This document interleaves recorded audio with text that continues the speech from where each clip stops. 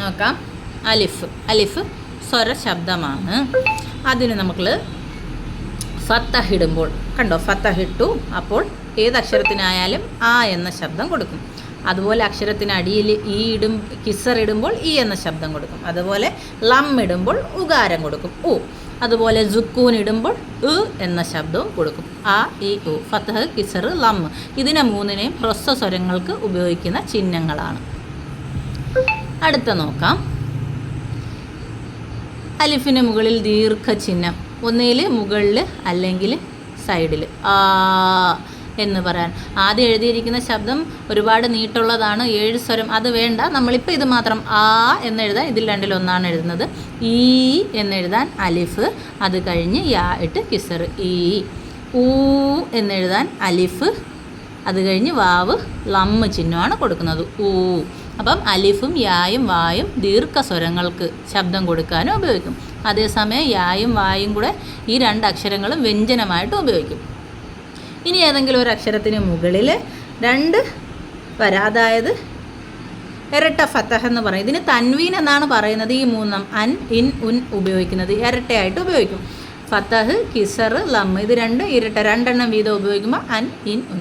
അടുത്തതാണ് ഫത്തഹിന് മുകളിൽ ഹംസ് എന്ന അക്ഷരം ചേർത്ത് ഫത്തഹ് കൊടുക്കുമ്പോൾ, അലിഫിന് മുകളിൽ ഹംസ് എന്ന അക്ഷരം കൊടുത്ത് ഫത്തഹ് കൊടുക്കുമ്പോൾ ആ ആ, നമ്മൾ ആ അല്ല ആ എന്ന ശബ്ദം. അതുപോലെ ഈ ഓ, ആ ഈ ഓ.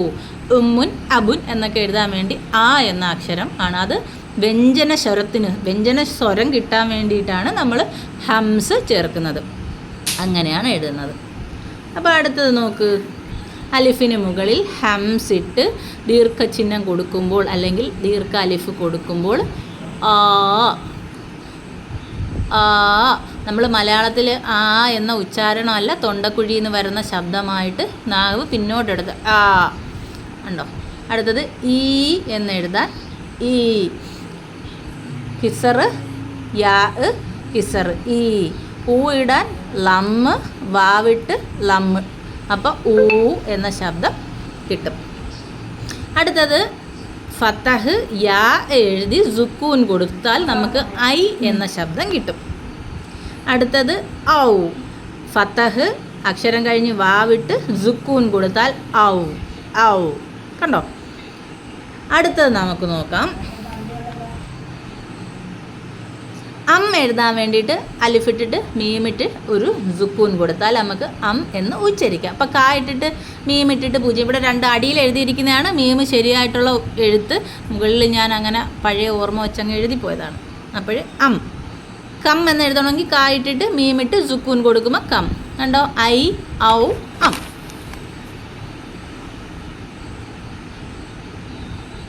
അപ്പോൾ അടുത്ത നോക്ക്.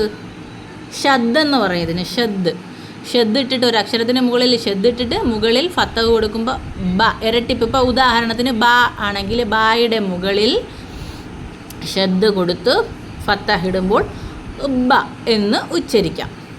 അതുപോലെ ബായിന് അടിയിൽ മുകളിൽ ഷദ് കൊടുത്ത് കിസർ അടിയിലിടുമ്പോൾ ബ എന്ന് പറയും. കിസർ അടിയിലേ ഇടൂ, ബി. അടുത്തത് എന്താണ്, ബായിന് മുകളിൽ ഷദ് കൊടുത്ത് ലമ്മ് കൊടുക്കുമ്പോൾ ബു എന്ന് ഉച്ചരിക്കും, ബ ബി ബു. അതുപോലെ ഓരോ അക്ഷരങ്ങളും നമ്മുടെ മലയാളികളുടെ സ്വരം അനുസരിച്ച് നമ്മുടെ ഉച്ചാരണ ശൈലിയിലാണ് ഞാനിത് പറയുന്നത്.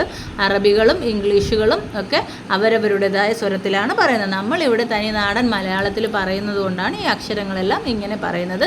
അത് തുടക്കക്കാർക്ക് വേണ്ടിയിട്ടുള്ള കാര്യങ്ങളാണ്, അതുകൊണ്ടാണ് ഇങ്ങനെ പറയുന്നത്. അല്ലാതെ ഉയർന്ന ക്ലാസ്സുകളിൽ ഗ്രാമർ അണുകീറി പഠിക്കുന്ന പോലെ അല്ല പഠിക്കുന്നത്.